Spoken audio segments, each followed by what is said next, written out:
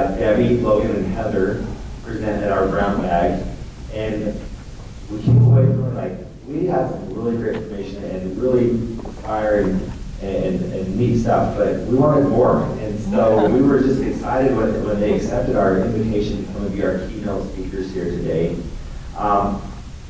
Each of you have a book, 8 Fingers and 8 Toes, and written by Debbie, who is one of our presenters today. She shares her experience of giving birth to 2 children, born 3 years apart, who have disabilities. And they give an audience an opportunity to imagine themselves being in their place and connecting with the family. The 3 of them will share how working with Voc Rehab and workforce services has helped their family gain financial assistance, to help pay for things, and to help gain self-employment through the services provided. They enjoy sharing how these resources they received have made their lives easier and worth living. They share lessons learned, such as seeing all people as equal, and people are not conditions in their lives, but much more. Heather, and if you had a chance to go back and look at our displays back there, you'll see artwork from Logan and some really just neat writings from Heather. And they're printed out, and I believe that they can take sheeted writings, right? Yep. I didn't print. There are about 80 copies, but there's a different writing on each sheet. But there's something for it. And we can have Faye send you all a link that has all of them. So if you don't get to see those. Perfect. So when you have a minute, please go back there and take a look at those. And I think there are some for sale, and maybe we'll share a little bit about that. But please join me in welcoming Debbie, Logan, and Heather as our keynote speakers today.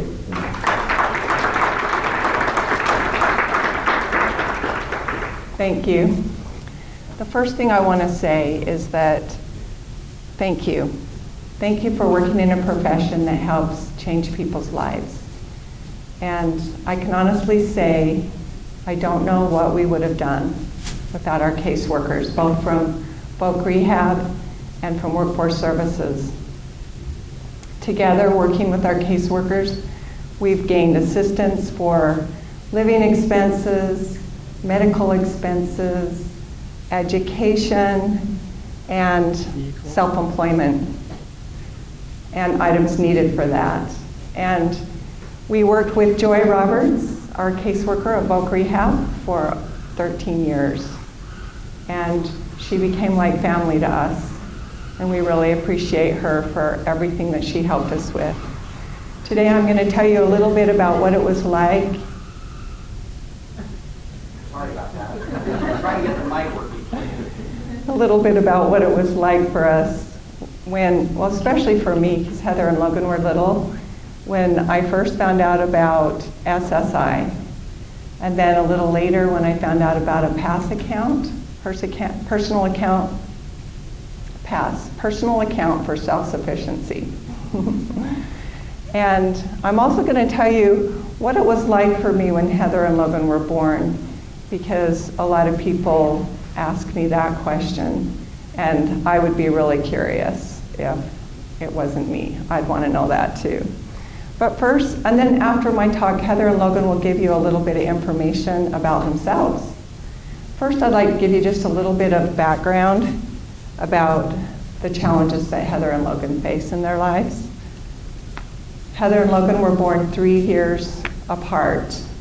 They were born with a rare syndrome called Miller's, well, back then it was called postaxial acrofacial dysostosis. So we were happy that they named it Miller syndrome later on. Now at the time of Heather's birth, there were only about 3 cases in the world, and now there's about 30 known cases. And there's one other family that have 2 children with Miller syndrome, so they're the only family in the world besides us. And this is their family. This is Erica and Sherman and their family, and they live in New Zealand.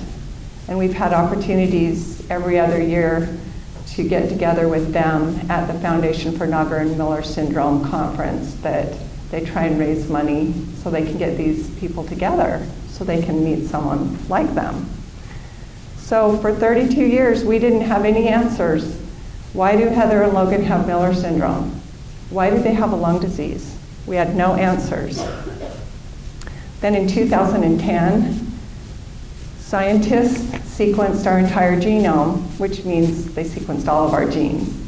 We didn't know if they'd find anything. We hoped they would, but we didn't know if they would. And we were so happy when they told us they found the gene that causes Miller syndrome. And not only that gene, but they also found the gene that causes Heather and Logan's lung disease, which is a whole separate syndrome. So each of these genes are called a recessive gene, which means mom and dad both have to carry a copy of the gene, and then they have a 25% chance that their child will get both those genes, giving them the disease. Well, both Heather and Logan got both the copies of the genes for both of these diseases. The chances of that happening, 1 in 10 billion. And there's only 7 billion people on the planet. So that kind of gives you an idea of what the odds are. I know, it's unbelievable. Miller syndrome affects the formation of the muscles and the bones, their forearms, their legs, facial characteristics. They also have a hearing loss. They had a cleft palate, absence of lower eyelids, and a few internal organs here and there. In addition to these challenges, they were both diagnosed with autism about 12 years ago, which is easy to have missed because naturally they'd have some social differences because they look different. So we all missed the autism till they were adults. So I'll tell you a little bit what it was like for me when they were born. I married Heather and Logan's dad, Terry, when I was about 20 years old. There was no reason to think that anything would be wrong with our children. We were both healthy and strong. One time during my pregnancy, I had the question come to my mind, what if something's wrong with my baby? And I thought, oh, come on, nothing's wrong with your baby. Look at all the normal babies born every day. And I never worried about it again. Sometimes people would ask their dad, what do you want, a boy or a girl? And he'd say, I don't care, as long as it has 10 fingers and 10 toes. So we went along like that, and it finally came time for Heather to be born. This was 38 years ago. This is Heather in the intensive care unit at Primary Children's Hospital. It was obvious that her arms were bent, as you can see in the picture. But I went right into denial. I kept thinking, no, they're not bent. They're just kind of scrunched up from being inside me for so long. They're gonna straighten out. But then I heard her dad say to the doctor, what's wrong with her arms? And that made me realize, uh-oh, there really is something wrong with her arms. Then the doctor looked into my eyes and he said, I'm so sorry, Debbie. This isn't the kind of baby I anticipated for you. Well, I wasn't ready to get out of denial yet. So I still told myself, this isn't happening. I'm just gonna forget about it. I'm gonna go home. I'm gonna pretend like this baby wasn't born. Because I don't want this baby. And for those of you squirming in your seats right now, because I'm saying that with Heather and Logan sitting right here, I just wanna let you know, they've experienced an entire lifetime of unconditional love. And they also understand automatic reactions, so you don't have to worry about them.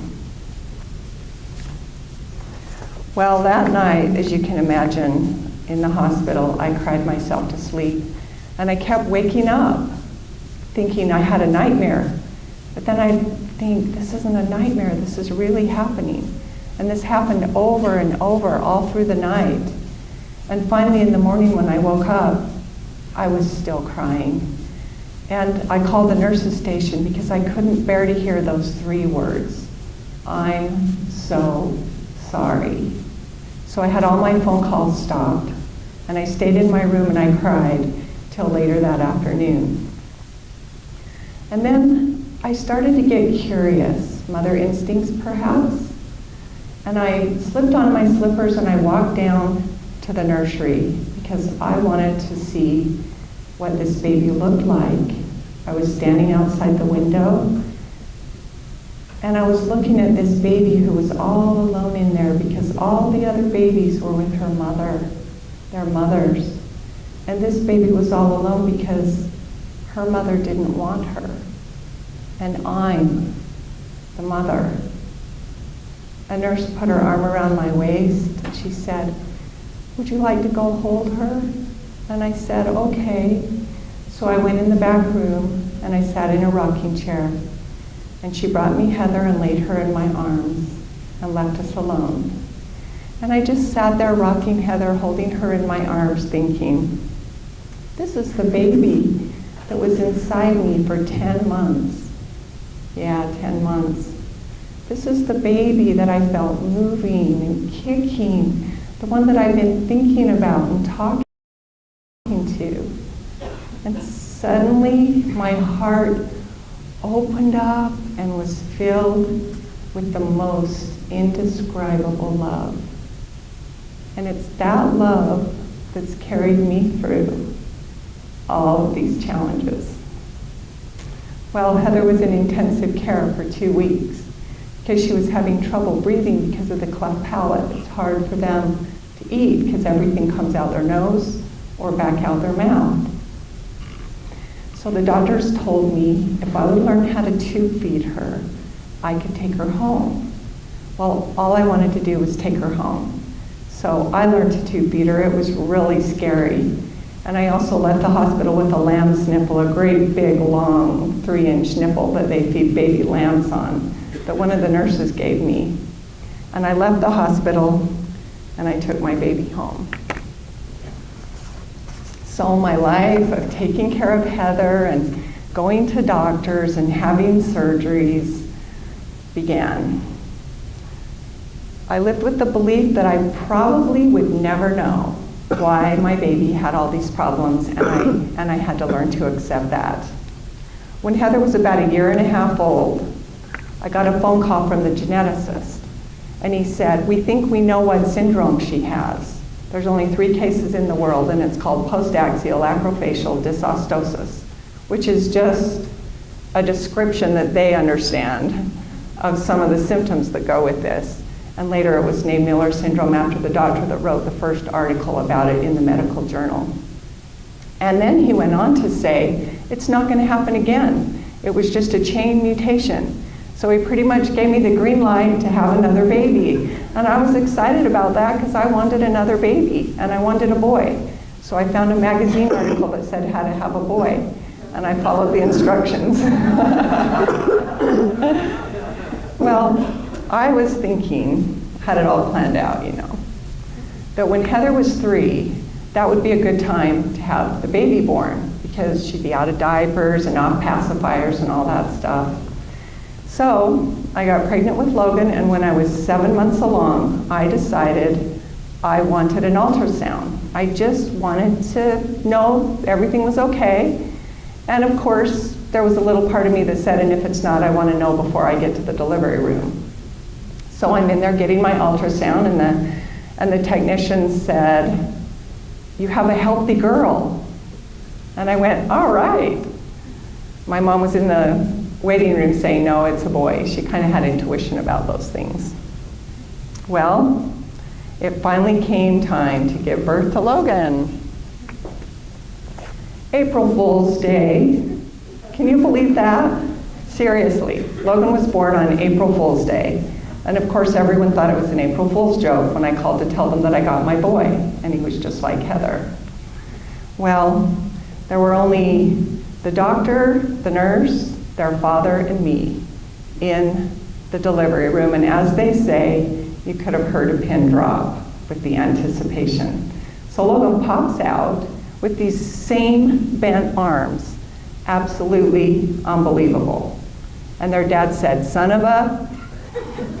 It wasn't shocking like when Heather was born because she was 3 now and we were used to it. It was just unbelievable. That's just the only word that I can think of to describe it. So Logan unfortunately had a cleft palate as well and was having the same breathing problems that Heather had, which I was really disappointed because I really wanted to nurse him, and I'd made a great big cape with a sign on it that said "out to lunch." And I was going to use it in public because back then it wasn't okay, but I was going to make it okay. So I was really disappointed that I wouldn't get to nurse him. But in order to take Logan home, I had to tune up on my tube feeding skills, and I finally got to take Logan home. Well, he kept aspirating on the formula every time I tried to feed him, so I had to tube feed him for 6 months. So this is me taping the syringe to my face, filling the syringe with formula. Gravity took it down the tube into his stomach while I did housework. So Heather had her new baby doll. I didn't want her to get jealous now having a new baby at home, so I got her a new baby doll, and Heather tube fed her baby doll. This was just a natural part of our everyday life for about 6 months. Heather loved her baby brother. To her, he was just her doll, and she took very good care of him. So when Logan was born, we became the first family in the world to have a reoccurrence of this syndrome. That's our claim to fame. So we were published in the nation's medical journal, or I suppose it could even be the world's medical journal. It's the pediatric journal. And this is 1981, soon after Logan was born. We still didn't have any answers. We were famous now, at least to geneticists, but we still didn't have any answers. So our little family did the best we could, trying to make ends meet, going through, so far to this day, Heather and Logan have had about 55 surgeries between them. And as you can imagine, surgeries, financial problems, fear of the future, all that stuff really puts a strain on marriage. And it certainly did mine. Terry and I loved our children, and we loved each other, but it just wasn't enough to hold our marriage together.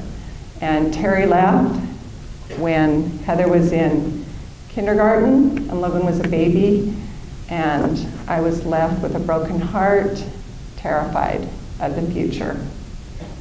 Well, I had a license in cosmetology, so I did a few haircuts in my basement while they played close by, and I tried to make ends meet. And then I began teaching aerobics, figured it was a good way to make a little money as well as stay healthy, and made a little bit to make ends meet, but it wasn't working very well. Mostly, I lived on child support and government help. I don't know what I would have done without that help.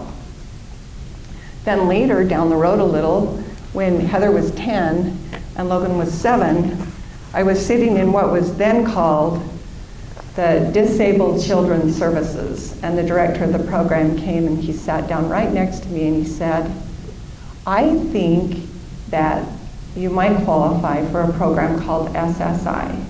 And he told me that it could help me pay the bills. And I couldn't believe there was a program that could help. And I was so relieved. Well, it took a few months, as you know, it all takes time.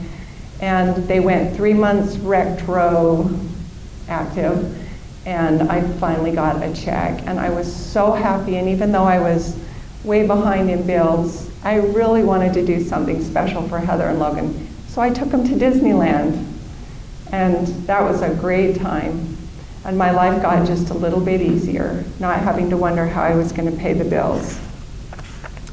Well, much further down the line, when Logan is now in his 20s, that's when we were meeting with Joy, our Voc Rehab counselor, and she said, "You know, I think that Logan could probably qualify for a PASS account, a personal account for self-sufficiency. We just have to see if he is able to get SSDI, because currently he was on SSI." So we waited. It took about 6 months to go through that whole process, and because Logan had tried to work, as he'll tell you about, he just barely made it and was able to get SSDI. So we were able to have him gain self-employment, and at that time, that was so important to me because he was struggling both emotionally and physically and finding it hard to want to go on. So I would imagine him being able to wake up in the morning and work as much or as little as his disabilities would allow.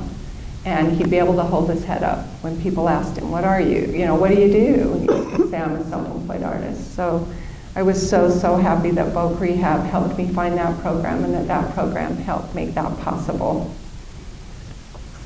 Well, as you can imagine, it wasn't easy writing those business plans and those grant proposals. After all, I was a hairstylist. I'd never done anything like that before.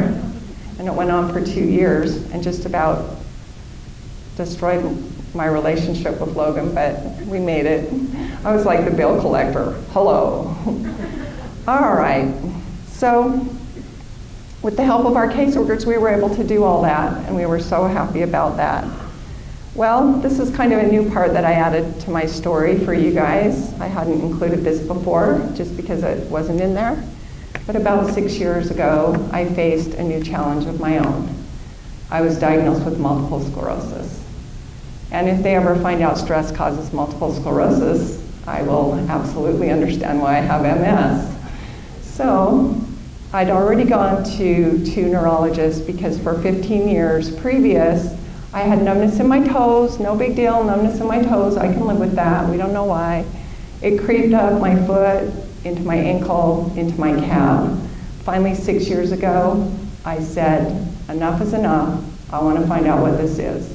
So I went to a 3rd neurologist. He gave me all the typical tests. None of them came back completely conclusive. Some of them were negative that would be positive on some people for MS. And he said, you can get a brain MRI if you want to, but I don't think we'll find anything. And I said, I want a brain MRI.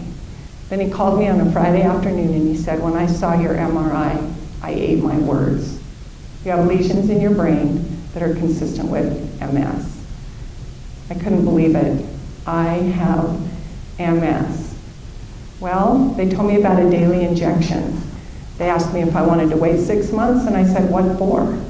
So I started it right away. Daily injection that tricks your immune system so that it won't keep attacking the myelin.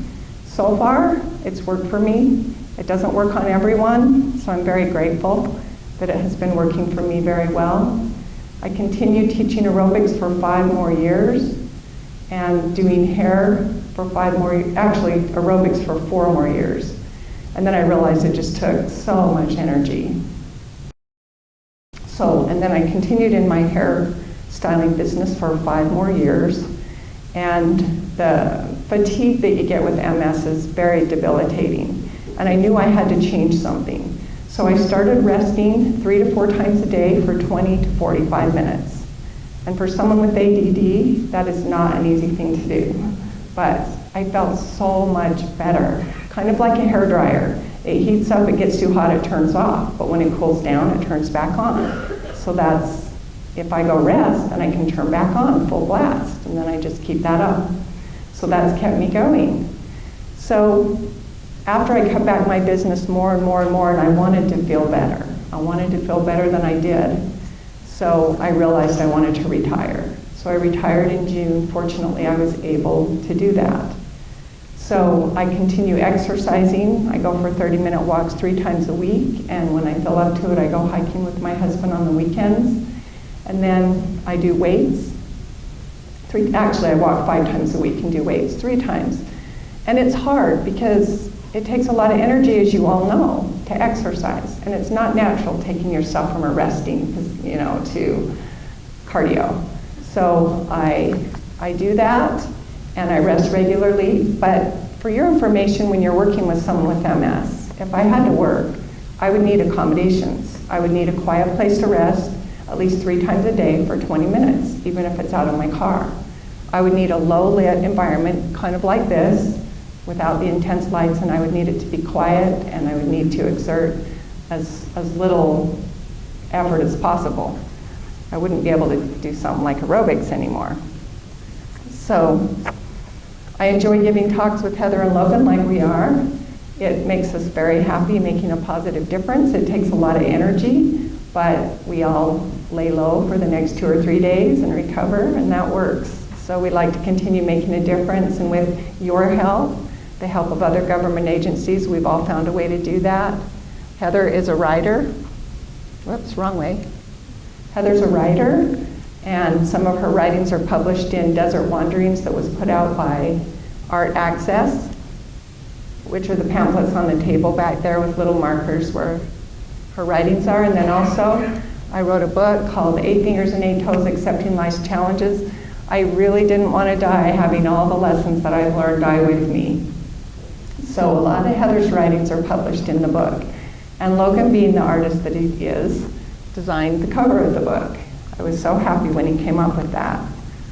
Making a difference and sharing the lessons we've learned is so important to us.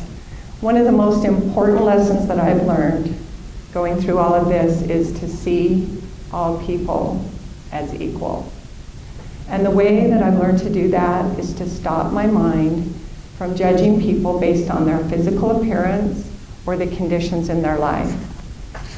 Years ago, when I was a single mom, I was fortunate enough to have a car, but it was a great, big, ugly, green LTD Ford from the 1970s, and the roof was tearing off, and there was rust showing underneath, and I was so embarrassed every time I drove that car. And I'd sit at a red light, and I wouldn't look around because I didn't want to see the judgment in people's face when they were looking at me, thinking that I was this car. And it was probably because I thought I was my car. I was judging myself as the car. Well, I can honestly say I've come a long way since then, and I've really learned that I'm not my car. I'm not this body. Heather and Logan aren't their bodies. You're not your bodies. We're not the houses we live in. We're not how much or little money we make. We're so much more than that. We're all people doing the best we can in the face of challenges, trying to achieve our goals and make our dreams come true and live a happy life. And the best way to do that is to remember that we're all equal, that we're not above someone else and we're not below someone else. We're equal no matter what the circumstances are that we see. So the best thing I can say is that for you as counselors, when you sit across your desk from your customer, if you can see them as equal, no matter how despairing their circumstances look, it's going to give them confidence, and they're going to feel that. And it's going to help you be more successful with them. So that's what I'd like to leave with you. Thank you.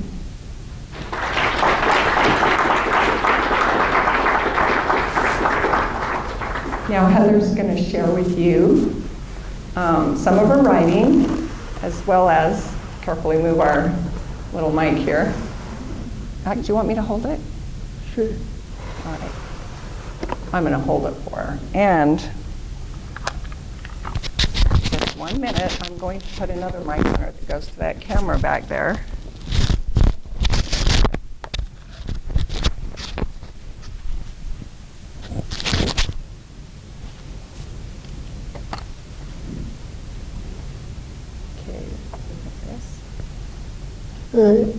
Is it on? How's that sound? Yeah, that sounds good. Okay. Good morning. When I visited Zion National Park in southern Utah, I rode through tunnels in the mountains. These tunnels felt small and dark, but every so often there were these holes in the outer wall, viewports where light came through. These viewports allowed me to see the magnificent canyon of Zion as I rode past them. Through my experiences of living with autism, Miller syndrome, and a lung disease, I am going to show you how I see the light inside the tunnel as well as at the end of the tunnel. How this perspective can allow you to see the beauty of your customers and help them see the light inside the tunnel too. I will share what living with those differences have taught me about myself and other people, and share some insight that I hope will influence how you interact with customers and others for the rest of your lives. At times, I feel like I'm having a love affair with life. I am fascinated with all the beauty and expressions life has to offer. I see the intimate details of life that tickle my soul and make me feel alive. Something as ordinary as watching water falling from the faucet gives me joy. And because joy is connected to love, I feel love. I live for these moments. This beauty comes from perspective. The more perspectives I have, the more beauty I see. No amount of life's struggles can ever touch these moments or take them away from me. All I feel is love. Being in this state is how I see beyond my challenges. I choose to look beyond the discordance in life to find what resonates with my vibrational being. This energy is who I am. I always know who I am. I know I am bigger than my challenges. This knowing helps lift me up when I am struggling. Customers come to you because they are struggling. A customer is like a prism. Once you examine it, you will discover a spectrum of light representing the unique essence of that person. This light entwines many aspects. These include any physical or mental limitations the customer might have, as well as any diseases. These aspects also include the customer's habits, routine, lifestyle, and their interests and pursuits in life, their passions for living. As a caseworker, you'll be encountering the needs of a person who's experiencing the trials and struggles of the human condition. Not all disabilities are visible. I have a genetic lung disease, I am hearing impaired, and I have autism.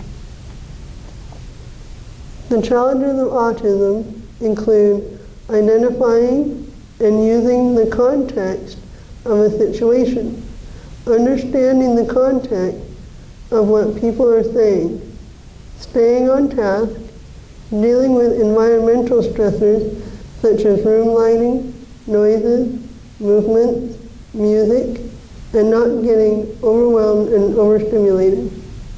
And here I am, a public speaker. Millers present functional problems in all aspects of my life.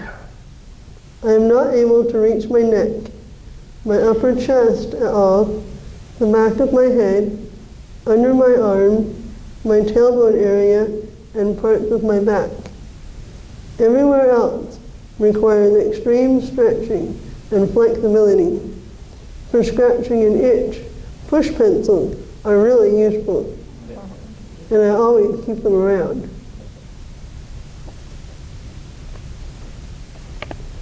Reaching the backs of cabinets or top shelves involve tools or other humans because my arms and fingers are not long enough and my range of motion is limited. You'd think being tall would be helpful, but this just means I have to bend down farther for everything. So I often squat or sit on the floor. I am very intimate with the ground. My lung disease challenges include fatigue with breathing, exertion limits, coughing, time for airway clearance, unreliable health, and exposure to other people's sicknesses.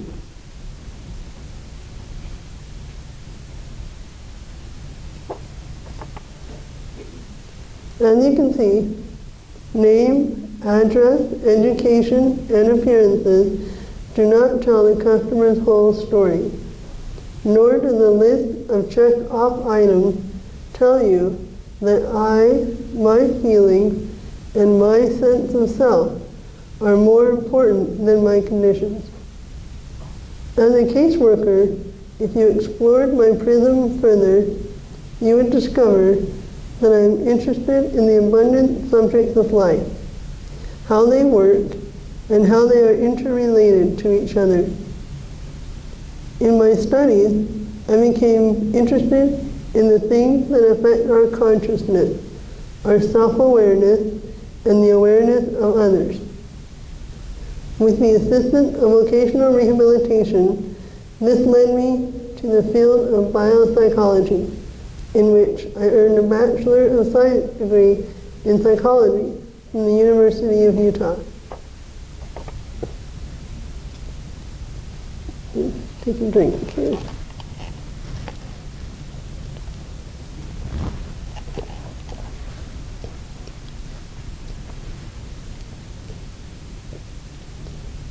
When I was looking for work after college, I kept running into jobs that did not fit me. The people helping me to find jobs kept trying to have me fit into jobs. Something was missing, and I became depressed. At one point, I ended up at the University of Utah Career Library and started browsing with a vague sense of question.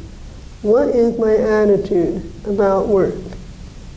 What happens to my attitude when I don't think about work?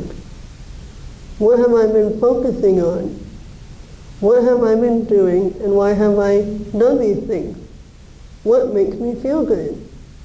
I took a self-inventory.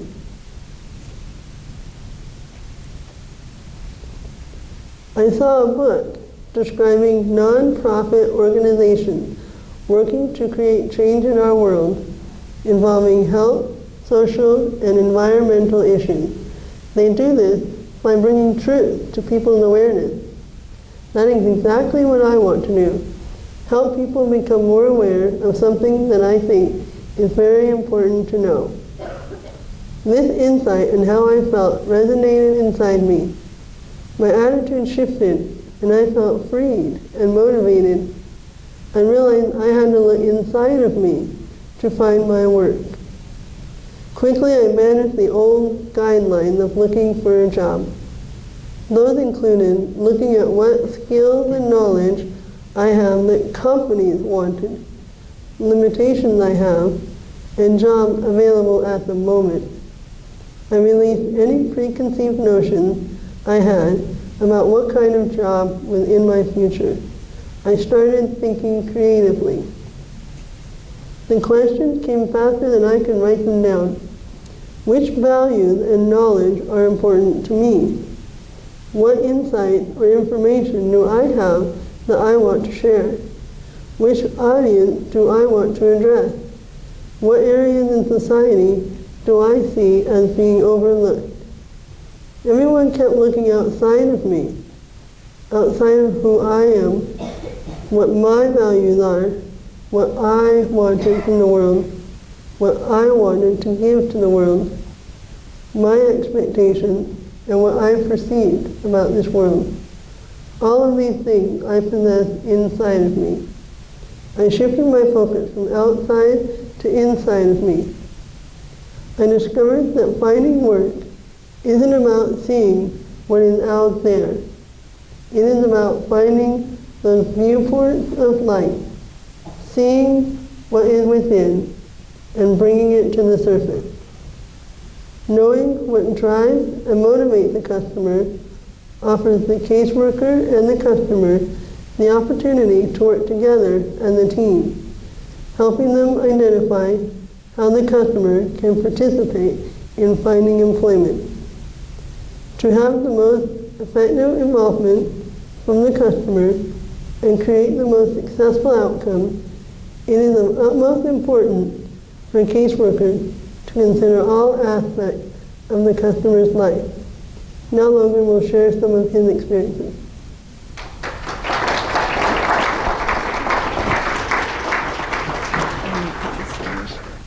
Hi, I'm Logan.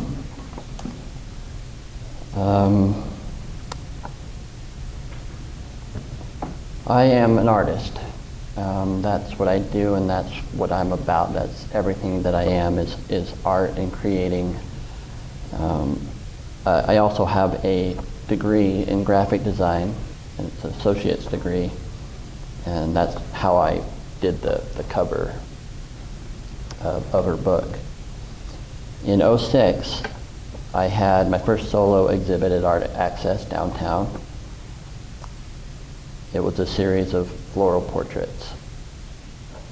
In April of last year, I had my second exhibit called Syndrome Psychology. And I brought, actually one of my pieces that I brought, hold this. I finally see myself for the first time. And so Heather and I get together every Sunday and read aloud, or I read aloud for 2 hours, and we record our conversations. We're reading autism books, and right now we're reading an ADHD book. And I'm learning about that because that's also something that I sort of denied. And now I see it's almost more pervasive than the autism.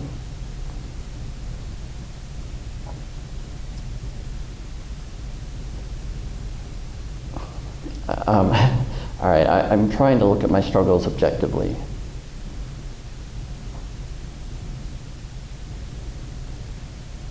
But I see how weird I look, but I also see how interesting that makes me. Miller syndrome is one of my unique struggles.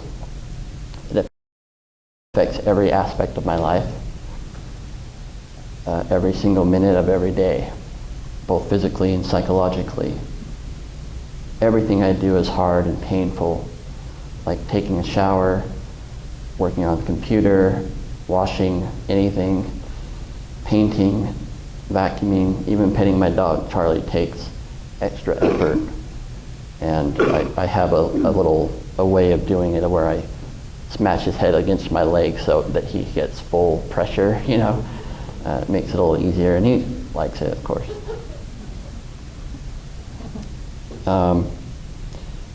Getting change, which I don't really have to do much anymore because we use credit cards, but I'll show you what I deal with.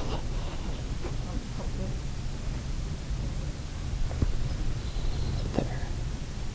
Here, oh, look at that. All right, so if I'm standing in line at the store or at Starbucks or whatever, and I have to get my change, and I'm trying to get in my pocket, and you know, I'm worried about how I look, and I'm worrying that they think that I'm doing more than looking for my change. But it's hard, and wearing any pants tighter than this, like jeans, usually I have to use my other hand to pry in, and the other hand. I actually have from this summer, once I wear shorts, I change pockets, kind of like women change with purses. So you have to shift from one short to another, and then getting in those pockets is difficult and actually causes a little sore here from getting in and really having to jostle it and rub against it.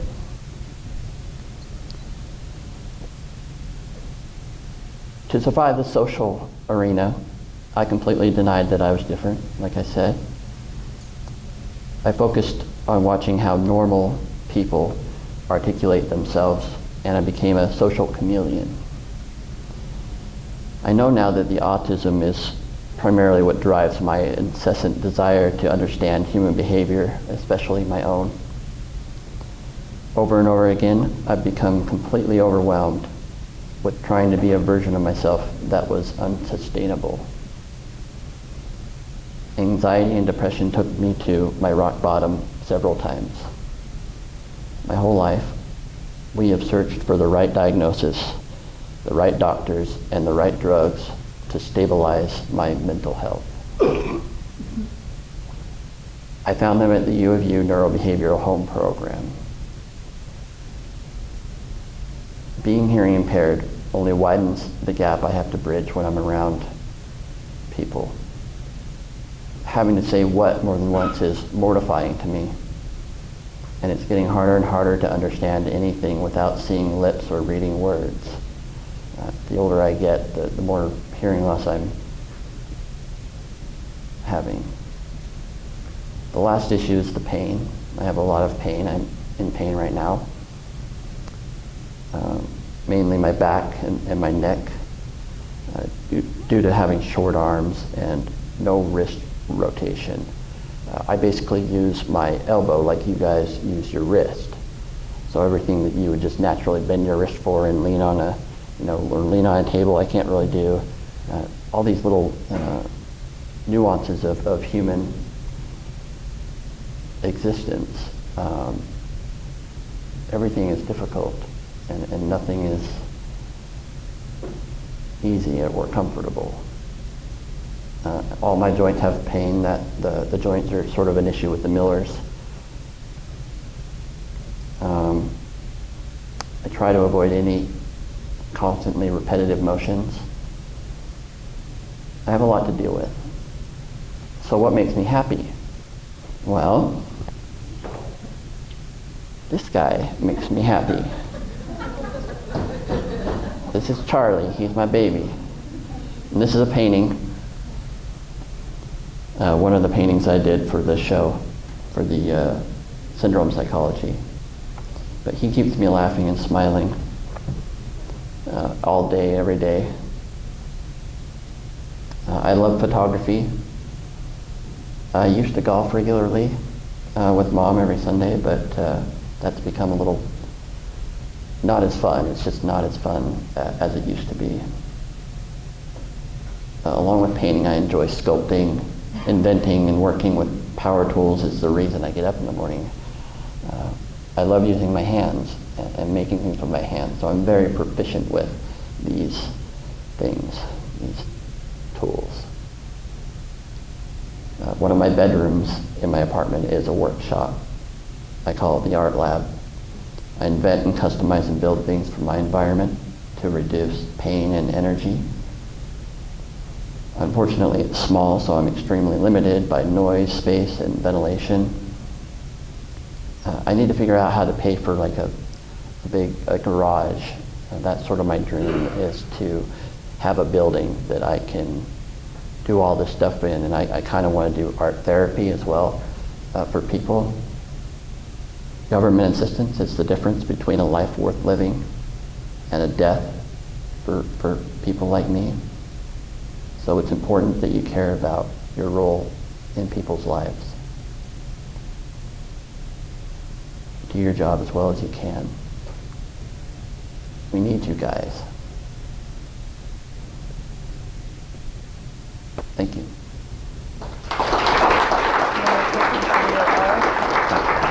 There's the flowers. Okay, so this is my flowers, and the guitars are actually a commissioned piece. So I did all these flowers and did the greeting cards and the prints, and that was sort of the business model that we worked with Joy to prove that it's a viable business. That's Charlie again. This is another one of my syndrome psychology. It's called A Window into Autism.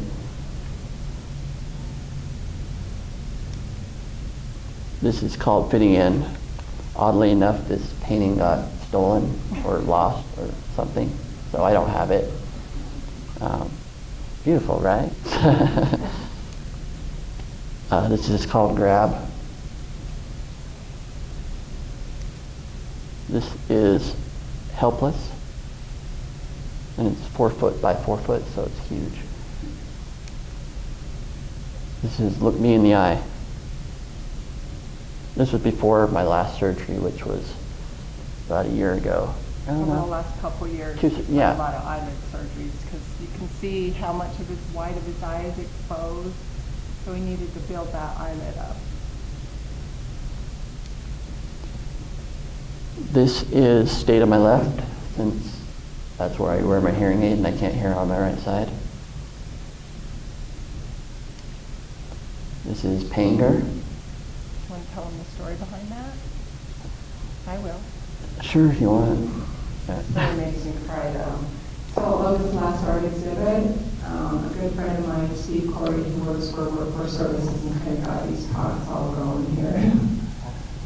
He had a friend with him that was a veteran.